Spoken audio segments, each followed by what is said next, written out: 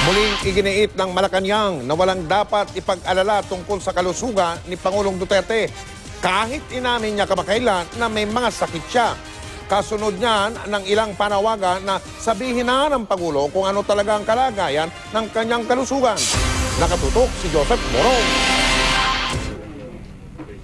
Nakakabahala raw ayon kay Senador Panfilo Lacson ang pahayag ng Pangulo na may mga dinaramdam siya kaugnay sa kanyang kalusugan.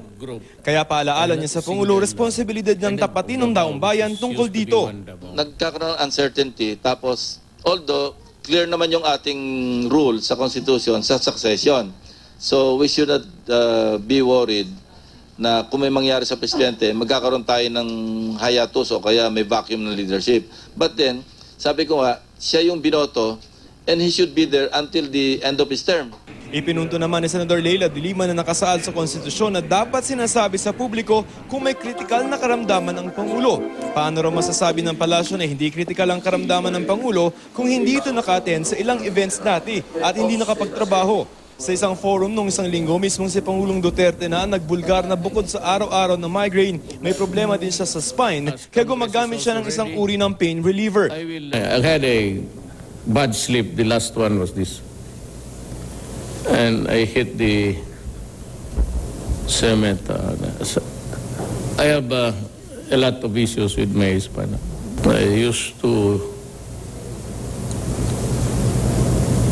press something here, fentanyl. It's a painkiller. It's being used by patients with cancer. I was only given a fourth of that square thing.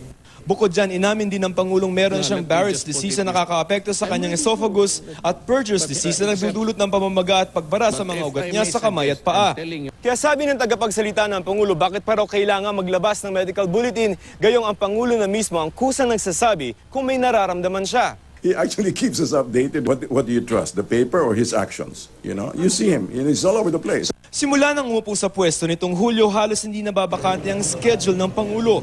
Hinahati rin ng Pangulo ang kanyang schedule sa isang linggo sa pagbiyahe sa Maynila at sa Davao. Simula Setyembre nung pumunta siya sa Laos para sa ASEAN Summit, nakakalabing 2 out-of-the-country trips na siya o average na 3 bansa sa isang buwan. Bukod pa yan sa mga out-of-town trips niya dito sa Pilipinas.